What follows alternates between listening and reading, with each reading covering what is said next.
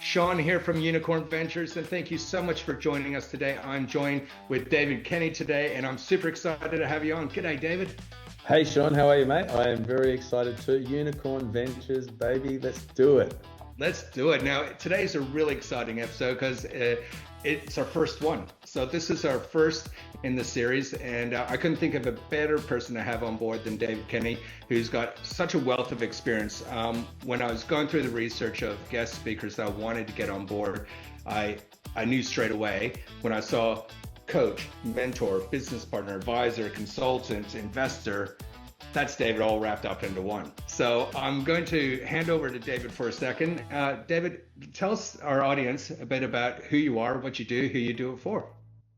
Thanks, Sean. Lovely introduction, but look, I really don't think I had much of a plan in any of this. I just sort of started out. Someone said you should go and be an accountant, but before that, I was just selling. Like I was working at school and I had a sales job, and loved that, and then fell into accounting, and then decided that the numbers weren't my thing, and but found out that people that built things were, and so instead of being in the back room, I got invited into meetings because I always asking questions, and I still to this day think that's the most powerful thing you can do is someone is ask them a question rather than tell them everything that they might not know or think you think they know, because I think that pollutes people's brains. And lets them robs them of the opportunity of working things out for themselves, because that's what I think a good coach does. When I first went into sales, it's interesting that you started in sales as I did too. That was one of the things that biggest light bulb moment for me into understanding a customer, their needs, and where you could take them was that if you had an hour, spend 50 minutes asking questions, then you'd be able to position it a lot easier. Is that pretty much the same experience you had? What was your first sales job? Well, my first sales job was at 14 years old, and I was going door to door at night time selling orange juice. So you can imagine knocking on the door and seeing someone at 8 o'clock at night and trying to get them to sign up for a 1 year subscription to having a carton of orange juice delivered on their doorstep once a week for 52 weeks. So it's like a first subscription business. That's awesome. Off with, but um, it was really just working out in 10 seconds you had to build rapport with someone, and sort of work out on be able to think on your feet around asking good questions and building trust. And I think that sort of approach and work and getting the door slammed in your face as a 14-year-old was good training to think about how do I make faster impact and get people to yes, or um, build authentic connections with people as well. Because if someone doesn't want something, you don't want to sell it to them anyway. Yeah, absolutely. And when you moved into accounting, like why the jump from sales into accounting now? Well, the sales thing was, I think, just a job while I was at school, and then my stepfather at the time suggested that I become a chartered accountant because he said they inherit the earth, and I didn't know what that meant. But everyone, he said, everyone on every board and everyone that's running companies has either a legal or a financial background. And he said you should become a chartered accountant. So I went and joined a group that he knew, and they were a very entrepreneurial bunch of people. And I sort of fell into the I guess the spell of working with one of the partners there that was exceptionally good at putting deals together, and so that really was exciting. And rather than being in the back end of the room crunching numbers, I was at the front of the plane talking to the customers, and even with the partners as a first year cadet, got Wow. invited to meetings because I connected with people and asked them questions about I was genuinely interested in what they did. So, and even from being the first year out of school, I'd jump in the bus lane and get into the transit lane, and you get the undivided attention of a CEO that wanted to get to work faster. So you could ask them questions. It was a good way of learning. Had their attention. They weren't going anywhere. I could ask them anything I wanted. So that was another way of learning different things around business, which they were always in a hurry, So they're always happy to take, when I had my hand out saying, yeah, give us a lift. Jumped in the bus lane, and that was another way of meeting people, which is really cool. That's like the old elevator speech right there. You got that undivided time. That's excellent. That's a really cool strategy. And Well, I didn't. No one chopped me up, but that was. did so in that chartered accountant role, did you see a lot of different types of businesses, business models, and by asking those questions, you got to see how different businesses work and the impacts on P&Ls and bottom lines? Absolutely. Yeah, we had everything from small businesses to plumbers to mining companies to construction. And so it was a really good learning experience to see, how people created value, captured it, hired people, motivated them. Um, and look, I was just never interested in like doing profit and losses and balance sheets until I worked out that the key thing was the systems that they built, and none of those were shown on the profit and loss or the balance sheet. And Hmm. all of their IP was really in the way that they built systems, spoke to people, built trust, um, were able to communicate what they did and what their product was. And it's still to this day that the best communicators, I think, are the ones that sort of can crack most codes and be able to build companies and get people to understand their unique genius of what they're bringing to the world. And as a result, those conversations are still very central to everything I do today, which is being able to explain capital allocation, unit economics, which is about as far as along the financials that I like to go, and then back down to getting the right message, right customers, right channels, right distribution networks, and the deals as well, and being able to price things, capture value, be able to scale and get proof points right, because that's really what you've got to do. You've got a limited amount of time to get enough proof to survive.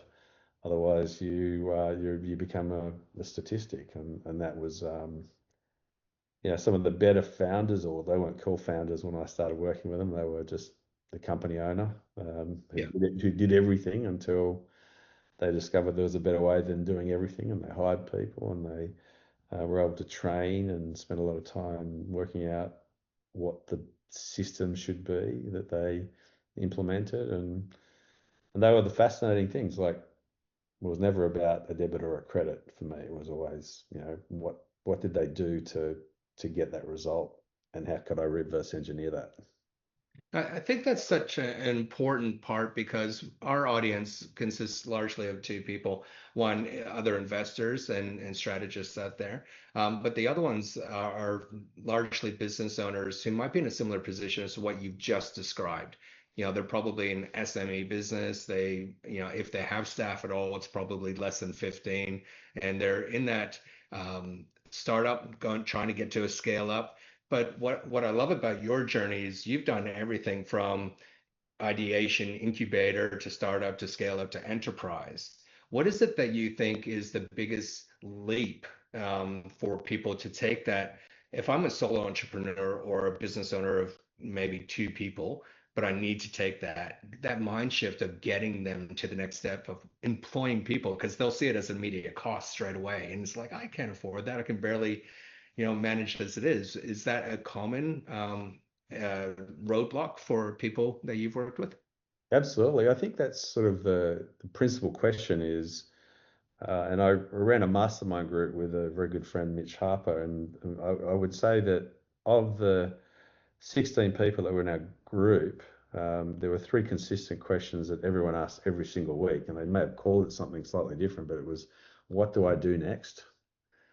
Um, and that's as much strategy as it is to allocating capital to making a decision on what to do with their time. And then the second question did relate to growth because people thought, well, growth involved hiring people. So then the question is, who do I hire? What do I get them to do? And how can I be even clearer on what success looks like and be able to make sure that I'm hiring the right person at the right time? Because if they turn up and you're not ready, you're going to have a problem. It's not that person's fault either. So understanding how to leverage and get the most out of your team was a really big area we used to cover every single session. And then the third thing was, what do you then do with your time? Like, what is the areas you focus on? What are the things that you work out? What are the next sources of truth you're chasing? What experiments are you running? How are you getting further down the value channel to create more surface area for your product, or provide more customer service, or provide more customer-centric service as well? A lot of people think they do a good job. Not every customer agrees. So working on things that create stickiness and longevity and more value and better quality of earnings, I feel like these are the things that will be the ones that allow you to scale, rather than just having like a conveyor belt of more sales going in the pipeline, but then they fall off at the end. And that's often, people don't like doing that system work. They like the chase for the sale, but they don't like the system, which is like building the thing that builds the thing. Because if it breaks and people get frustrated and teams get frustrated because you're not really leading them to create a value pyramid where you're going, yeah, we've got these bases and then we're building on that to make it easier, and we're building on it to make it faster and more customer value and more capturing of that customer value. This is a thing that is building a business. And even though I went to university and did other postgraduate studies, I sort of figured that it was talking to smart people that I've mainly figured this out, which was Yeah. that's the beauty of not belting out spreadsheets and talking to smart people. A good friend of mine, James Tuckerman, says systems equal sanity. I'm pretty sure he got that from somewhere else, but I'll let him coin it. But I Yeah. absolutely agree. If you're going to get from A to B, uh, I mean, there's so much overwhelm for a business owner who's looking to scale up. All the things that you just mentioned, if they were just standing in front of a cliff face of all those things, it could certainly be overwhelming. And I guess that's why you went from accounting into the venture capitalism, but also as a coach, mentor, consultant, and advisor.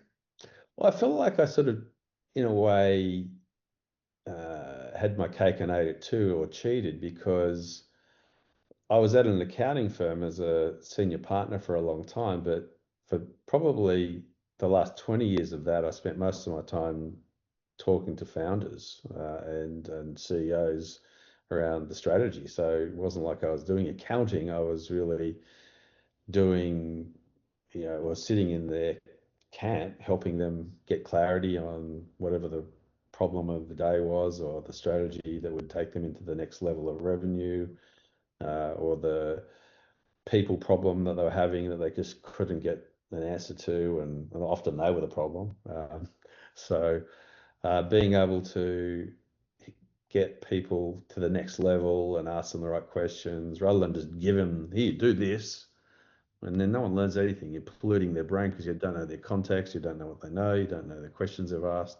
So it's really just having enough, I hope, emotional intelligence to ask them leading questions so that they can work out the answer for themselves, which is a lot more powerful, I think, in developing founders. And so then I called this thing called the founder operating system, which was trying to systematize the things I'd learned over the last 20 years through both questions and thinking models, and creating tools that would be useful every day, rather than another tool that you'd use and try and throw away. Because I think most people would give anything to give away more tools and just get the outcomes that they're wanting. And so Right. the reality is, so many tools are great, but if you had fewer tools that would get you the result, that's usually building your own systems, rather than saying, let me buy another tool for this and buy another tool for that. But if you can build your own internal capability, and that's really where why I wrote this book called Epic Execution, which was, I wanted to take the best things I'd seen, applied, done, and learnt, and said, these are the things that I feel like will make the biggest difference, and they'll be based on questions rather than giving people checklists to do. because I think that the only way for you to improve your business is to scale yourself, get better, and ask better questions and work out, well, what should I be focusing on? How do I get more leverage and build high performing teams? And then what do I focus on? And that's a constant feedback loop around. It's Yeah. never done. You get the answer. The only thing you've got to do next is ask a better question. Like, how do we go to the next level? That's like an infinite game of, and that's why it's exciting. Is like there's no finishing line. You know, even when you sell, you might have earnouts and have other clauses that bring you back into the business, or you know, that you might only have to wait 3 years to do it again. Who knows? So there's just an infinite game of learning if you're there for the game. With your book, there was a couple things that stuck out for me, but the one that really resonated with me is that there's no bad ideas, only bad execution. And what I love about your book is it's really focused, and it's there in the name, epic execution. That's where really success comes from. Is that how you describe that founder's trap? Is they don't see it as the infinite game? They kind of get stuck. It's, oh, it's done, now what? But they don't even ask the now what? What is the founder's trap? Well, I feel like there's so many different trapdoors that a founder can go through, and that is they often don't assess their own biases and defaults, etc. They choose the wrong person to partner with. They don't focus enough on why they're doing it and who they're doing it with and how they're going to start small. I mean, there's a reasonably rigorous view on how you build a company, and you could read 1,000 books, but I think if you think about a company as I do, I like to think it's just a bunch of people that get together with a common goal to build something in a limited time. So, because you know, you can have as much enthusiasm as you like, you know, and I've met so many people with ambition, but the ones that build something build evidence. So if I call it the four chips, and that's like every dollar and every minute you spend is a bet. You really probably only got at best 18 months to 2 years if you are not accumulating and stacking proof. And then the third thing is you've got the third chip is your focus, the focus that you spend your time on, and that could be systems, it could be raising capital, could be, but above all, it'll be doing things in the right sequence, and then it'll be, well, if you're going to hire people, how do you hire, and then what do you get them to focus on? And are you hiring to alleviate your pain or to unlock a bottleneck or take you to the next level, but being super prescriptive around what you want the outcome to be, and hire the right people in the right process so that they get the clarity, so that there's lack of, I call it clarity tax. I probably didn't coin that expression, but if you if you don't have people doing the right thing, you're going to waste a lot of time and money, and the bets prove wrong, and everyone starts to think, hang on, you don't know what you're doing. Mm. So being able to have a process that incrementally helps you make narrower misses. No one's perfect, but you want to see people get better at making better decisions and better bets, and having narrow misses, so that they accumulate proof that this is something that they should keep doing, and people would love to be part of it, and then investors want to come on board, and you've proved, you're stacked, you've got momentum, and then how big does this get? So they're the sorts of questions I like to ask. And there's no, here's what you do. It's the questions you ask to help the founders or the CEOs, even ASX or NASDAQ CEOs need to go back to first principles. So these aren't just for founders, because I think that, well, early stage, I mean, because even, you know, Series A and beyond and listed companies are being attacked. So they're Yeah. having product market fit collapse. They're having a great, you know, long tail of income here on certain products they have. But make no mistake that, you know, it's not going to be that way forever, because the crowd keeps moving, the market keeps on asking new questions, the products need to have, you know, new competitors all the time, your value capture, you know, choice, all of those things. Um, it's what's the infinite game of like, winning and bringing more value to customers and being more customer centric. And you could imagine like the tariffs, that happened. I know quite a few people that just export into America, and then overnight their business was just like stop. And if you don't have those strategies or being able to pivot or have other things to buffer your position, then it could be a real challenge. Now, I should mention that for the last 20 years, you've worked with over 10,000 founders across 300 companies with over 6 billion turned over. Can you think of a story where someone, was going down a path, or whether it be something like the tariffs, where they're really at a critical point in their business, even if they were going from startup to scale up, and how you're able to shift them into a new way of thinking?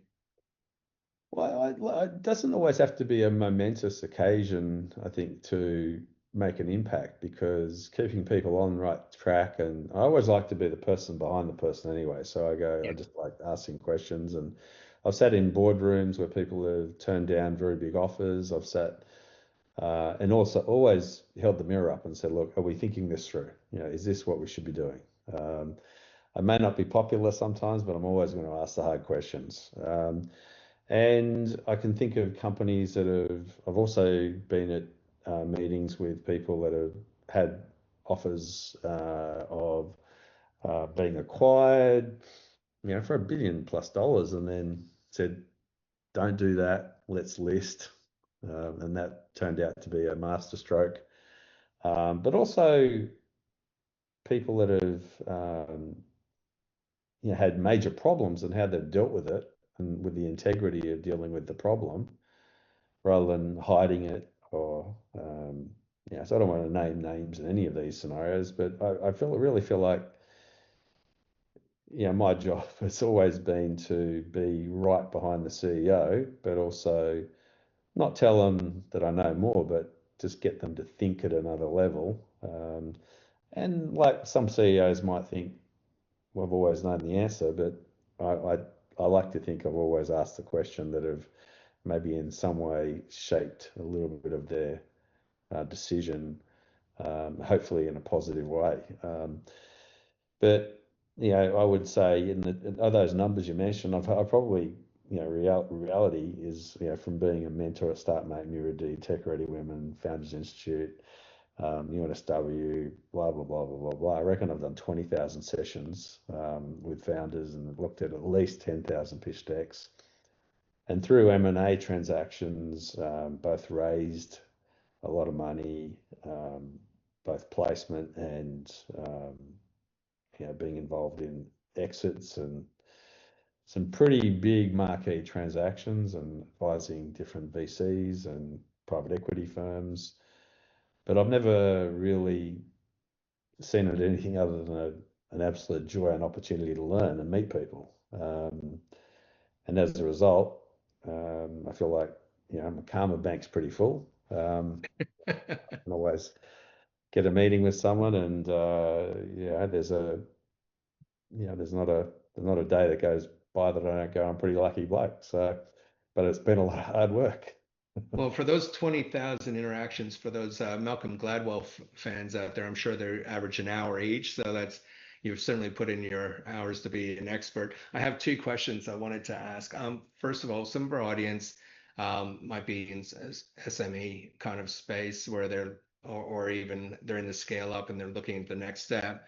Can you explain the difference of why someone would consider selling their business and just exiting, retiring versus listing? Like what is the path of those two? Well, I think there's a question on how hot the market is at any stage. So you don't just say, "Oh, I will decide to sell my business and tomorrow it's done." It's a process of working out how do I put in systems so that I can create a better quality of earnings and have an ongoing model that spits out profit. And that takes time to build and generate and to take let's say, Sarah's the CEO. I say you've got to de-Sarah the business, right? If it's too reliant on the CEO, then it's not sellable. or if it is, it'll come with serious restraints and time that Sarah might not want to provide. So building out systems that will help you scale and automate and provide more value and create more efficiencies and be more customer centric is really the founder operating systems I sort of refer to. And they go back to first principles, like what are the main problems, what are the main value points, what are the main areas of gap with respect to value creation. Because there's no such thing as just saying, let's just automate everything. We want to automate the right things because those bets, those time we've got, and even as a mature company, you want to focus on the right things and give your attention to the right things that'll move the needle rather than everything. So for companies that are looking at selling, there's firstly the listing rules, which have a requirement of a certain value and or profit and audited accounts and etc., which tend to be something that most buyers, and the market or listing is really just a one form of taking capital from other investors. And then the process begins in getting ready to say, well, how am I going to hand the rails or reins over to someone that can run this and leave enough growth and enough value on the table for the next owner? And how big does this get? And how can we scale it? And how can we get into markets and improve our quality of earnings? So, for example, our gross margins and our payback periods for customers buying us, our net recurring revenue, so we can see not only are we selling, we're scaling fast, we're also retaining and staying, and we're becoming a habit, we become a product that people can't stop using. So our daily active use goes up, our monthly recurring revenue goes up as well. So we don't have what I call maths income, where you have, the wrong sale comes in, and in the morning, where the wedding looks great, in the morning it's all over. We sold to the wrong customer. So we've got a very prescriptive way of spending our time and our money and our attention and our bets on making sure that we're exclusively focusing on value creation for this customer, because we know this is where they're going and we're all in on their journey as opposed to our product. So that process around getting more clarity around them and their problem and their business and their challenges and their direction is time well spent. And you can't do that if you're focusing on everyone. Yeah. With certain exceptions, but Canva was a great exception, saying we sell to everybody, but they were very prescriptive around what they were trying to create. So, but a lot of people do need to choose a vertical because there's so much to know about that customer, specializing or being the absolute expert and being able to share the insights, the hard-earned insights that will help someone not only just go, yeah, this is the product, but also this is why the product is going to give you that edge. And this is our company's wisdom or genius that will unlock value for you in the direction we're going to take you. And I guess no matter where your business is at, if you're a self-funded entrepreneur, or if you've taken on the family business, or you're looking at bank finance, or you're doing series round raising, or you're looking at ASX listings, anyone that's investing is going to want to know all of that, right? They're going to, and I guess that's what determines the value. Yeah, the value, I think there's two things. One is what the realistic forecast is and the model is going forward, because any investor wants to make growth, make profit, and ultimately what they're doing is they're sort of converting all of that to a cash expectation, future cash flow. So the markets have certain expectations, and then VCs have different expectations, and private equity investors have a different expectations again. So there's no one size fits all. Maybe some people would be happy to IPO, take VC or private equity, but they're different jockeys or co-jockeys in a way. So you want to understand, well, what's the right thing for your business? And you might even say, well, do I want to share this? Like, do I want to build a lifestyle? Do I want to say I want to go to the beach and the gym and do whatever I like whenever I like? And my philosophy is to do, the Tim Ferriss 4-hour work week or whatever it is that you want to do. It's your business until you take equity. Yeah, I got the book there. Yeah. he's a good man. That guy. He's got his bullet stuff every Friday, and they're a very smart dude. I was So talking about that, just a side note. I was talking about that email this morning with my brother-in-law because he's looking at developing an email. I said, use Tim Ferriss's model. It's great. yeah, like I mean, I think he's sort of started out with a bit of a tongue in cheek, but if you can get from 60 hours down to 10 even, that's not bad. Not bad. Not But it bad. depends on Great what you idea. want to do, what your purpose is. Yeah. That's a big part of it too, because I've seen and helped a lot of people sell businesses, and sometimes they go, "Why did I sell it?" Or there was still more money on the table, or they hadn't psychologically got ready to exit. So it's a process. You've got to get ready, and you've got to get the business ready. It's not just it's not a numbers thing. It's a philosophy and a thought process and an ability to make room at the table for another owner, um, to assess deeply because it's a one-way door. Once you've got someone in, it's a very hard exercise to get rid of them if they're the wrong buyer. So that due diligence and making sure you're ready and both mentally, physically, and psychologically. I think I probably said the same thing twice there. But it's a very big process and not to be taken lightly, and that's where getting some good advice is absolutely critical.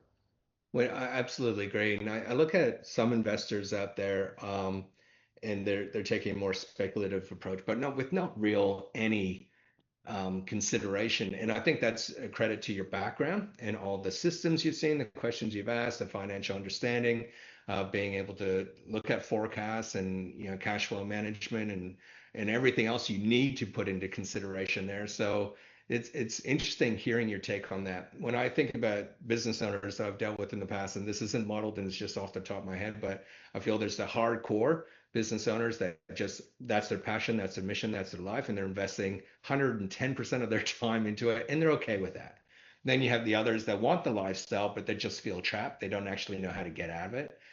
Third one, you might have business owner that doesn't know what they want. They're just going around and around. And then you have the delusional one where they think they have everything and but it's not going anywhere.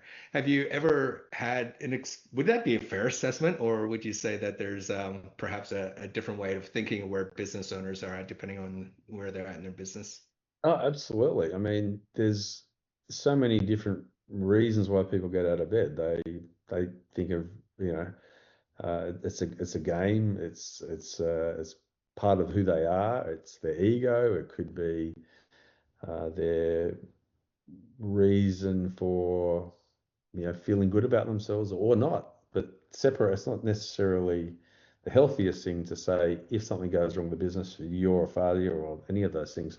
I remember, Sean, listening to people remember that guy that was on the Entourage, Vinny, right? And his name is Adrian Griner. And I heard him talk about this on a podcast. And he said, money is, depending on what your perspective is, either a score, it's the result, or it could be a tool. And to me, it's definitely the latter. It's a tool. Like it's an ability to get in the game, to build something, to leverage it, to create proof, to then scale it and lubricate the wheels of hiring people, spending money on the right things, and understanding the ratio, creating unit economics that are scalable, giving enough margin to go and buy the right um, channels, etc.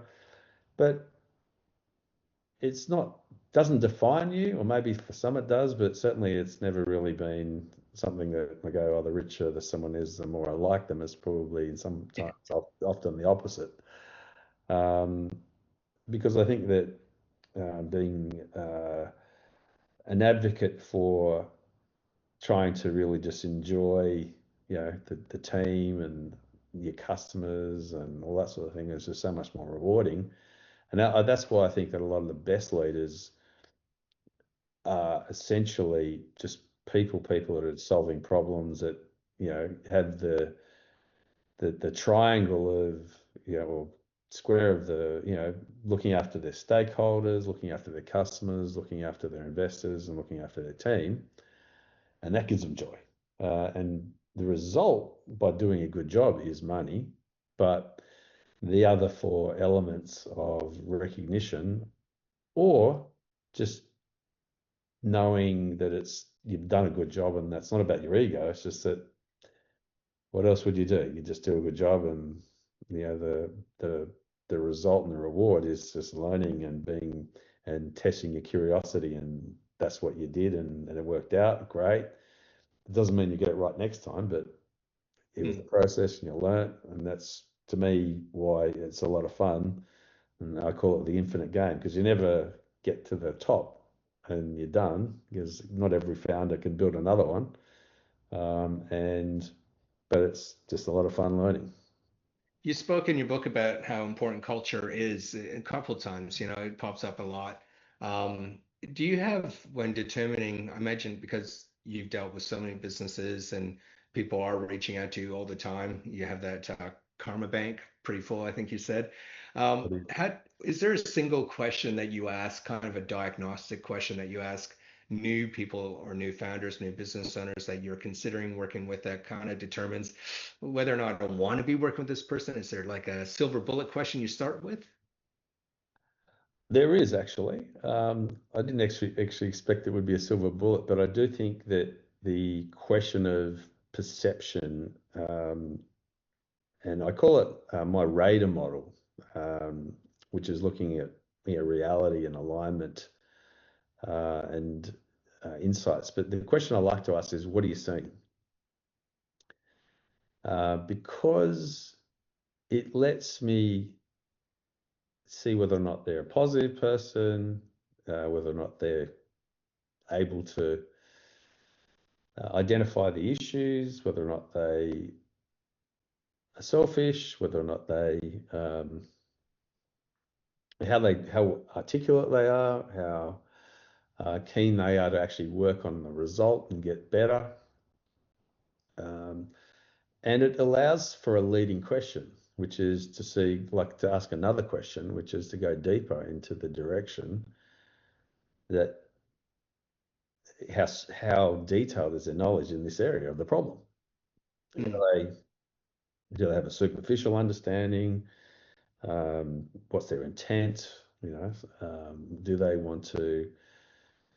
Are they prepared to be curious enough to make decisions, run experiments, and then reiterate? And that's what your company is all about. It's like that. I call it the radar model, because that you're assessing, you're trying to get to the reality and the truth, rather than living on platitudes and high fives. You want to get the whole team to win, which means you start with customers and you go, how do we make customers win more often, be more customer centric? Close second, your team, stakeholders, integrity, doing the right thing, being able to grow in a competitive environment, and then of course shareholders win. So if you follow that methodology, like, you can't lose. Like, it's a much easier game to play, is looking after people in that process. So what do you see is, I think, a very telling question of the insights and the emotional intelligence of the founder. I like that. I'm going to definitely steal that one. That's a great one. Getting back to your book, Epic Executions, can you share with us 3 to 5 key principles or frameworks that you think founders need to start doing differently today? I guess number one, pick up the book, buy the book, get it wherever you can. But what are some other things that they could be doing for instant change or reframe or change those beliefs that they might be holding? I think you call it self biases. Yeah. Yeah, I think that's the one thing that I tried not to do in the book, was to tell everyone what to do, Mm, because I felt like that would make the discovery more valuable. It's a book that can be picked up by an absolute beginner and they'll get value out of. But it can also, and I've had lots of discussions with superstar, both founders and also investors, and they've said, "Oh my God, that summary was like so succinct. It reminded me, I forgot about that key principle." And then went back to that conversation. I was able to fix the problem because I forgot something in sales or whatever it was, and that's been super gratifying. But it's not really a playbook to go do the following things. It's like the reverse engineering of asking the right questions in the disciplines that it takes to get to $100 million in revenue. Yeah. Because there's no such thing as the product market fit for every business. There is the questions that you need to ask to be ruthlessly determined to discover so that you can amplify your investment in those areas to run the experiments to get to the next thesis, to get to the next proof point, to get correct and capture the value and then be able to scale it. So these aren't possibly like there's no way there's a lot you can hit a forehand in tennis, but there is a prescriptive way. There's physics, Yeah. right? But you're dealing with people that change all the time, and needs and promises and values and economics and markets. I mean, maybe quantum computing can fix it, but I think that it's a question of letting the founder or the CEO like just become way more informed on what questions and where to lead the conversation and how to be more articulate in leading and creating value and capturing value and being more articulate financially, not becoming an accountant, but having more prowess in capital allocation, because these are the bets you're making, and then more system thinking in building and discovering what to build next and sequential decision making and events and value propositions, etc. So there's no like join the dots. It's Yeah. it's a set of that starts with principles, questions, and then I've also expanded it to have course as well. So rather than because everyone learns differently, and I've written this article called the anti-mentor, which is like when people come and they say, Sean, let me tell you what you need to do, and let me give you an example of one I've prepared before, and you go do that, and you go, A, you don't know what Sean knows. B, Yeah. you haven't seen or felt or heard or listened at all to what Sean really needs. C, you are robbing Sean of the absolute joy of working it out for himself. And as a Mm. result, you're poisoning his brain and you're killing the tree. And all of a sudden, Sean gets used to getting spoon fed and he's useless. Yeah. Well, semi That's the debatable death there. of a founder. I love that anti-mentor one because it's really funny because many business owners, in particular when they're stuck at the precipice, they'll say, "I just want somebody to tell me what to do," and then somebody tries and they go, "Don't tell me what to do." You know, it's Absolutely. it's an I had this interesting. conversation yesterday with a team that I'm coaching, and they said, "But I want you to tell me what to do." And I said, "Well, how about instead I ask you some more questions?" Ah, I just want the answer. Just give me And the answer. just You give me know. the answer. I said, "Look, let's just talk about it for 5 more minutes. And then if we haven't worked it out, I'll tell you what I think. But I'd rather get you to assimilate all of what you've seen, all of what you've heard, all of what you know, with the proposition of building something. And if it doesn't work, then I'll tell you what I think. But I want you to work it out." And they go, I "Okay." think, yeah, I think it's so important because half the time, if you pre-provide, they'll come up with excuses because people hate change anyway, and they think their way is often the best, even though they put their hand up and they ask for someone to show them, then they show them and go, that wouldn't work for me, or you don't understand my situation. Well, So, it's leading questions and building up their frameworks. I call it situational coaching. mhm. So Uh, so you're in the wild with them. They're building something. They're asking questions. They're discovering stuff with customers. Something's not working. And then there's testing their perception. And is it their perception that's off? Is it their decision that was wrong? Because you see something and you don't know why it went awry. You don't know why it didn't work. If you just go, oh, it didn't work, so do this. Like it might have just been execution. It might Might have have been just one been thing. wrong decision, wrong what, wrong how, may have been wrong question, wrong starting point. You can't possibly give them an answer if you don't ask a question. Like otherwise you are poisoning the tree. Like the tree will die. You wouldn't want a doctor to do that, you know. It's, you go in and they just tell you, without hearing your symptoms, they tell you what they're prescribing. Hey, I want to ask you something. I want you to put your venture capitalist hat on.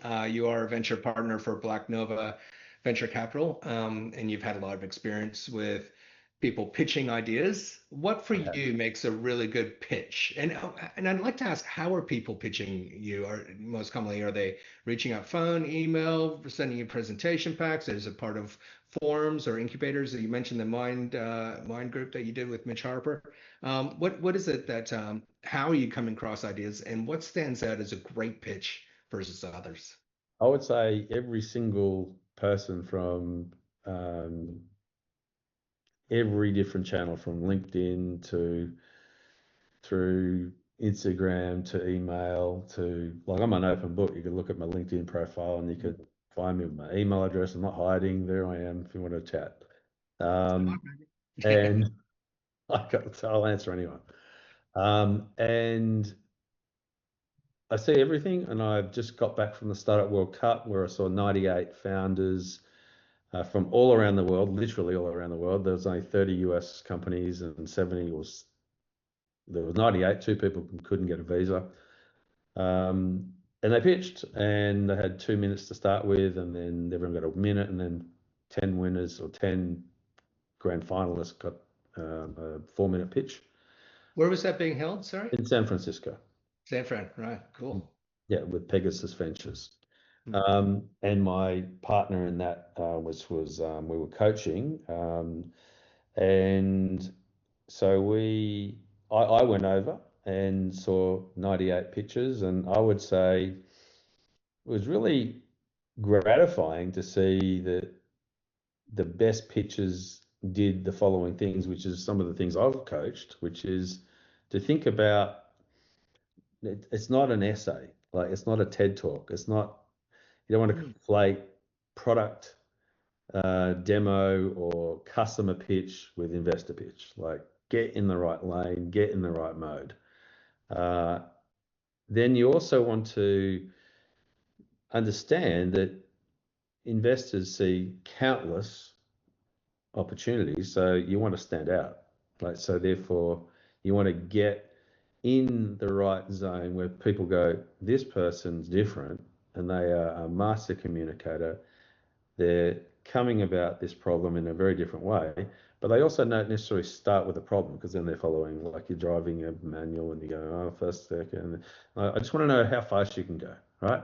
So Right. I got to wait 2 minutes to get into fifth gear. By that stage, I'm bored, right? So you want to go, give me your best punches.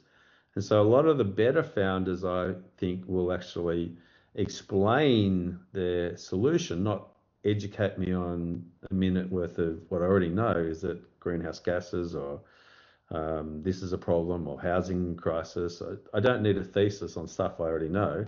What I want is what to know is what's different about you. Why should I be paying attention to you? What have you figured out that I think is unique or potentially counterintuitive but true?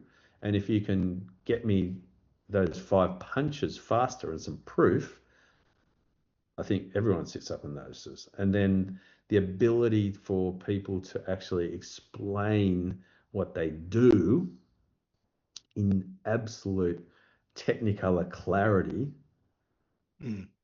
is so intoxicating because you also know that that's what they're going to be like in every meeting. They're going to go and talk to their team. They're not going to have clarity tax problems. They're going to talk to other investors and say, they get it. And they're also very competent around explaining the thinking behind their pricing model, or not just saying, what's your revenue model? I'm a SaaS company or I'm a marketplace. They can break down the thinking behind the value creation and capture, and then the model in both strategic and numerical prowess, so that you Mm, go, wow, they get it. This is a person I need to pay more attention to.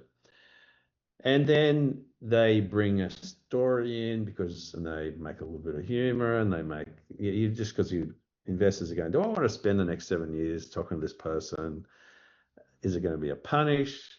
Am I going to be consistently impressed with their enthusiasm and but they're not only their enthusiasm, but their proof and their rigor and their thinking and their process and their team and their ability to do capital allocation, launch in the right way, get attention, get sales, mm. get more investors in. How do they sharpen that into a 2-minute pitch? That's impressive when they do it well. And then, of course, investors are all biased because they're all listening for certain things and listening to think, have they told me about what they're going to do in the US? Have they told me what their business model is, or what their team superstar thing is? Because people have their own thinking models on what they're looking for and what type of investment they like to back, or do they already know about this?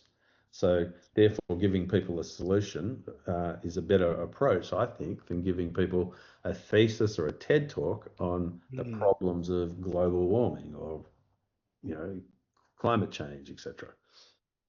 Yeah, and it's quite an inverse model, what you just suggested as well. And I love it.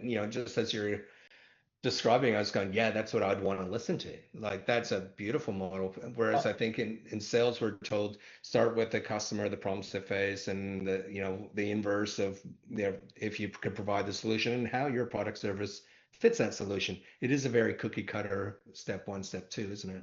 Yeah, I feel like the cookie cutter approach I call it the multiply key or the divide key, right? Go multiply, I go different, gets it, um, clarity, model, traction, team, like to die for. This is not going to ever happen again. This team, that problem couldn't be a better fit. Um, like clear articulation. I'm raising 1.64 million, but I'm rounding it up to 1.8 because I need a bit extra. Like No, 1.65, 1.8. No, just call it 2.2. Yeah. so just super clear on the process that they're going to go down so that the investor can go, this makes sense. Like I like Mm. this.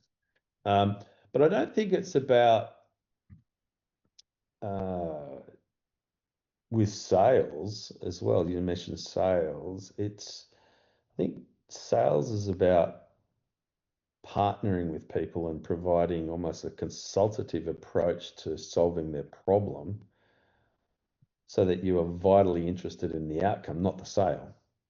Yeah, I agree. And I guess when I said sales, but I meant sales and marketing typical messaging. If you think back to the old models of, the I can't remember who was doing it at the time, but um, yeah, going back to the 90s and 2000s, I think there was a very prescribed uh, shift. But I actually think that the way that we consume information, social media, how we're engaging, the way that you describe the perfect pitch is a lot more in tune and relevant to today.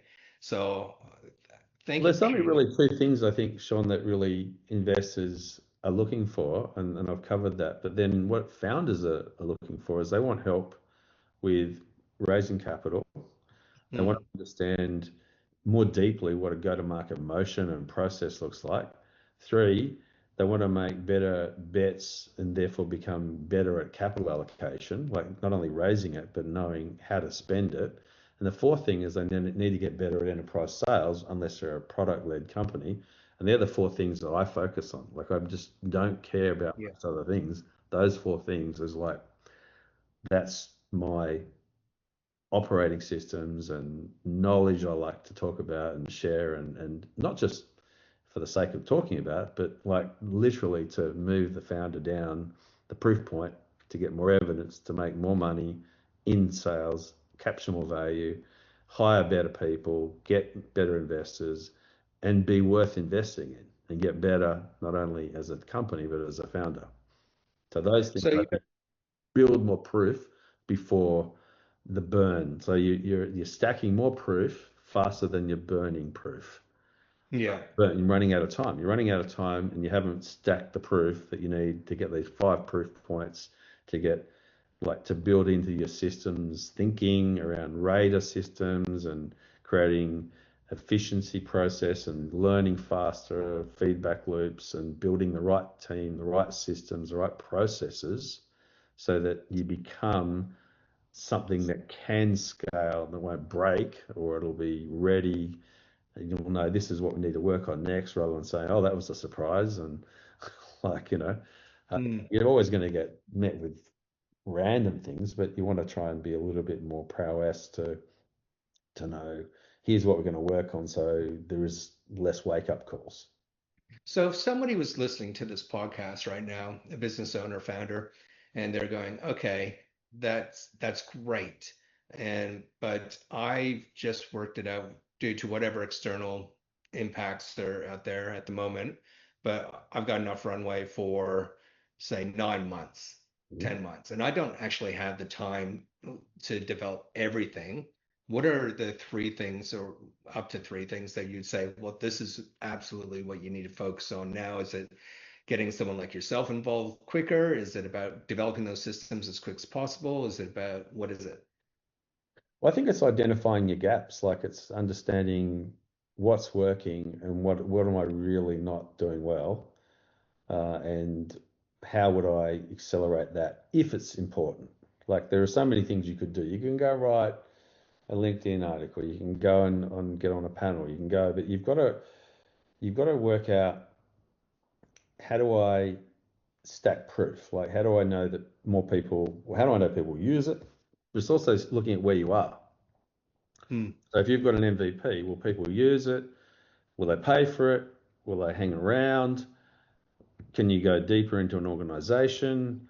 And what's the limit here? Like, what are you proving? What's the next thing? Because sequential thinking around proof, and the next question, will write to us the next question that stacks the value insofar as you're building a repeatable, scalable revenue model so that you have the right to earn more hard-earned capital from investors, or you have the right to hire people and know that you're ready to hire them. You've got the processes in place, you know the outcomes you're after, you know the type of person. So it's working those things out that Hmm. a founder has. If they've got 10 months of runway, that flies.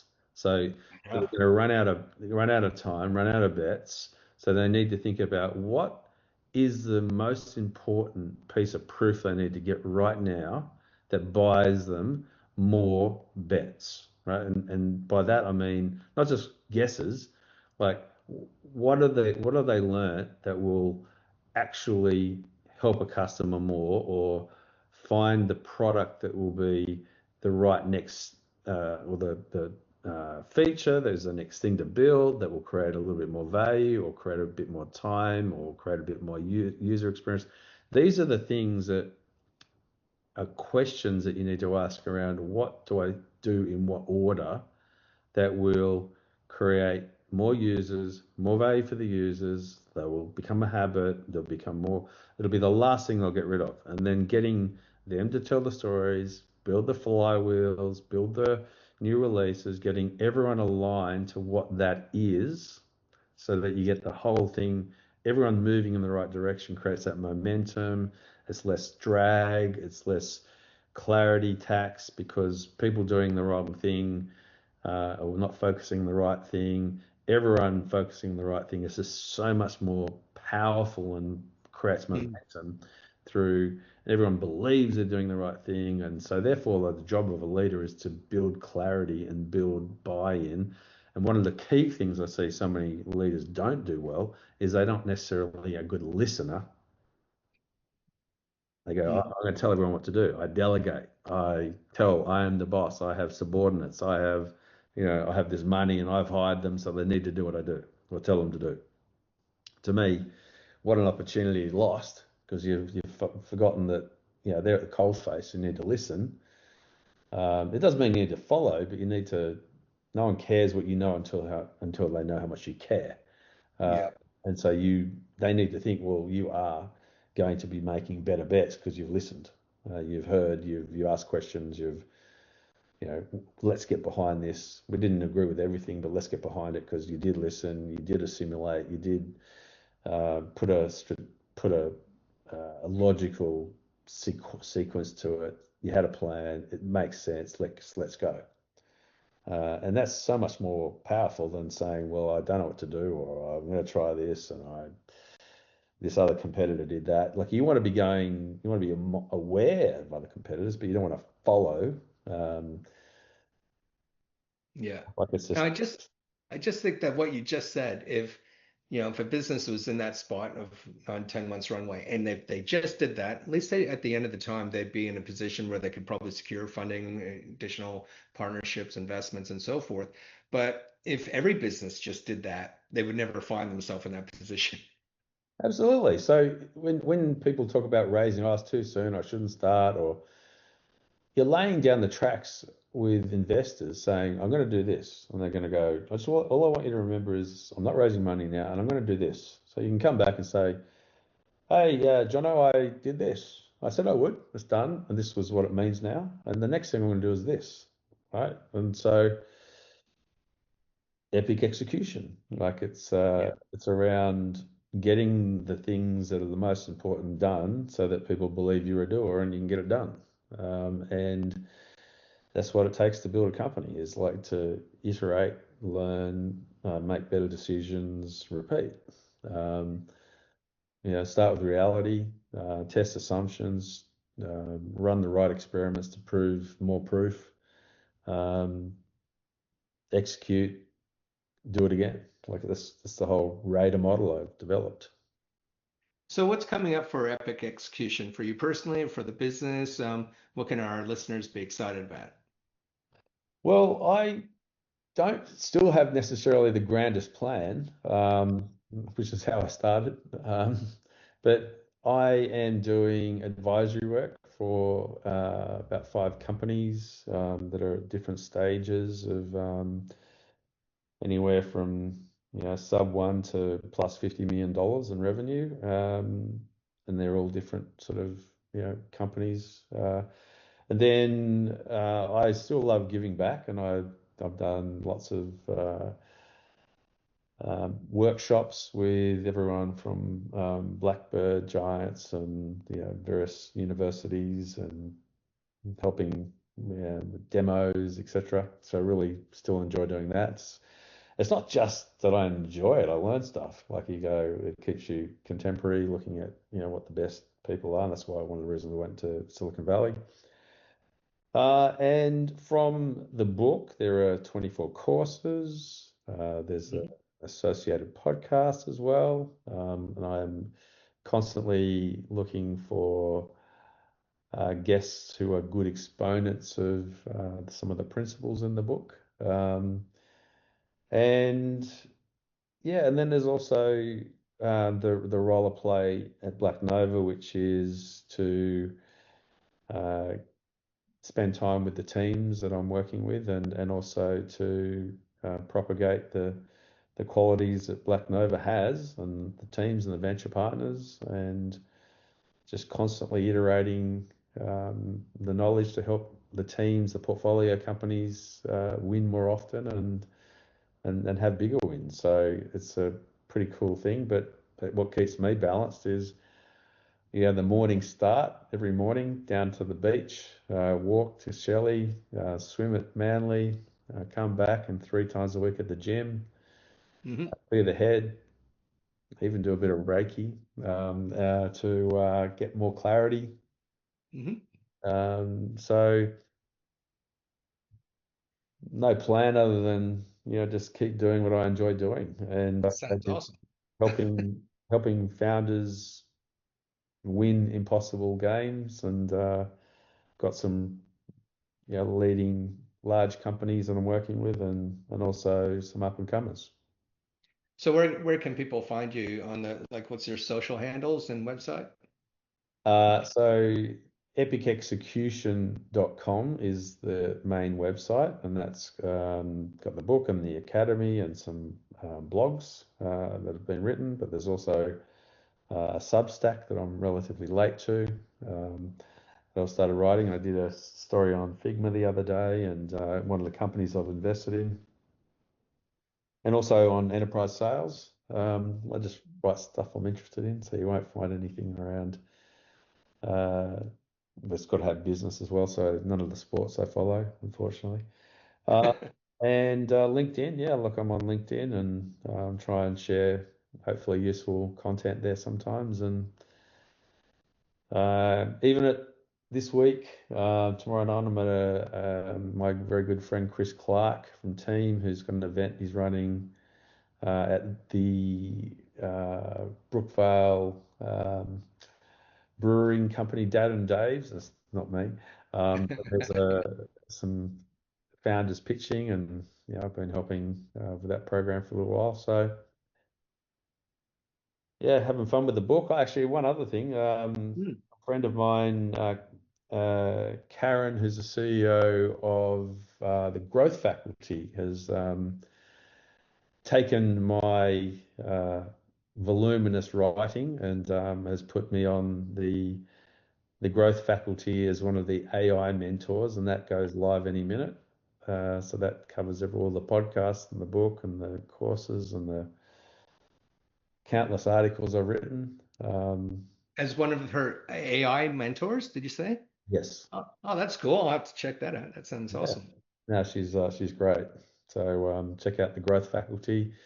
In fact, one of the, I guess, the pinup guys, she's also hosting Stephen Bartlett. So check Oh, love Stephen. out growth faculty. Karen's an awesome founder, and she's an incredible person as well. Excellent. Well, while we're talking, just two more things, just quickly, just before we head off, and you've been very gracious with your time, so thank you very much. While we're talking about AI and automation, what do you think? Where do you see the biggest opportunities in terms of investment and ideas for business growth in the next 12 to 18 months? Well, I've seen, I think, almost 700 pitches in the last 4 or 5 months, and almost everyone had AI at the core. But Mhm. technically, a lot of them were more afterthoughts and sometimes referred to as wrappers.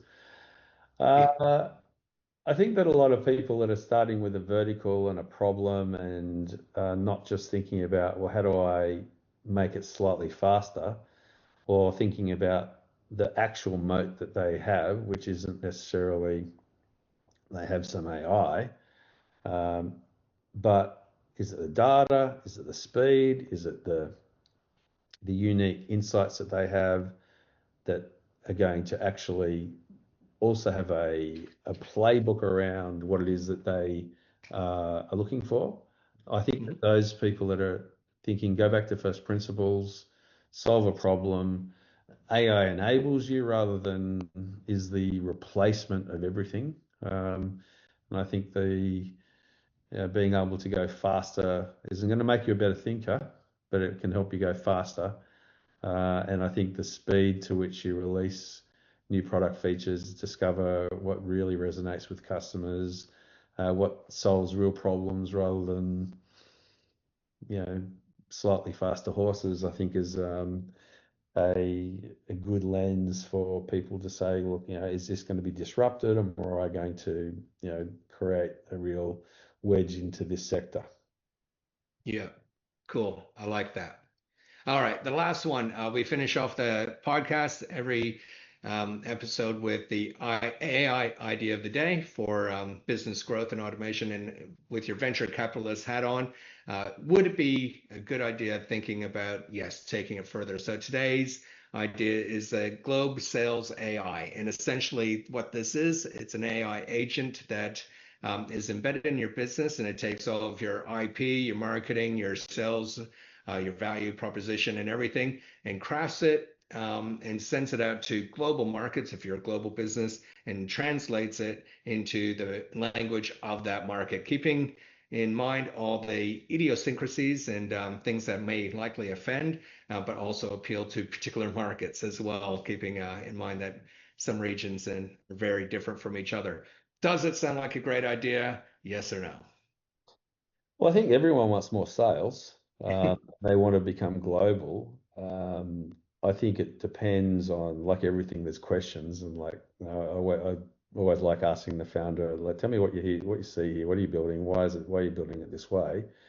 The I think making every sale more, sales agent or SDR more fluent and authentic, bringing, value to companies faster by getting into markets faster. And, like time is money. Like if you're a SaaS company trying to cut into France and you think, well, it's going to take me an extra 6 months to get into that market, and you can go, faster with this new company you're talking about. The speed to build your pipeline and close customers may be a real edge, and bringing some use cases forward and having a tiered approach to unlocking the value and thinking through the value propositions is probably something that could be done. I don't think that sales is anything but a panacea, really. Like it usually fixes most things, but how are you selling more? Or are you selling to the right customer? Are you is a team internally learning about buyers versus outsourcing some of the most important things? Mm. I Yeah, don't think where's that that there's such loop? thing as a bad idea. Well, actually, putting your head in or jumping off the Harbour Bridge might be, but my thesis is obviously, doesn't matter about the idea; it's the execution that matters. 100%. But I think that, a sales tool that gets you in faster, more fluent in um, the customer's language, more authentic, more deep in the value, getting into the room, being invited to into other rooms. I think that that's the potential where this could go. Hmm.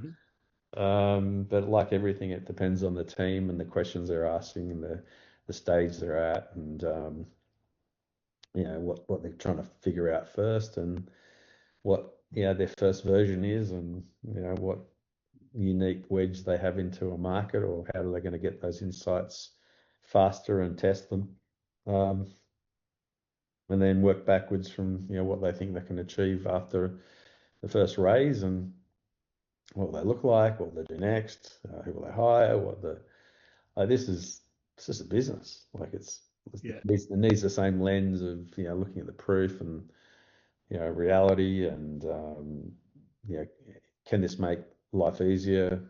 Will it be? Will people use it? Will they hang around? Can they create enough value? Is there enough margin? Will they go deeper? Will they create net recurring revenue rather than just people use it and they get rid of it because it didn't create the habit, didn't create the lessons, didn't make the internal teams better? I don't know. Like I love debating with the founders, or just listening to them and seeing what they've got and how much they've figured out. And if they've figured it out, excellent. If they have questions, excellent. But every new conversation is a chance to learn. I like the two things that you mentioned there, as well as about when people think about AI, the authenticity, the authentic AI, and how that's sounding with the customer, but also the feedback loop. A lot of people are using AI as a one way, and with some chat bots, you're going back and forth, but how are you capturing and learning from it?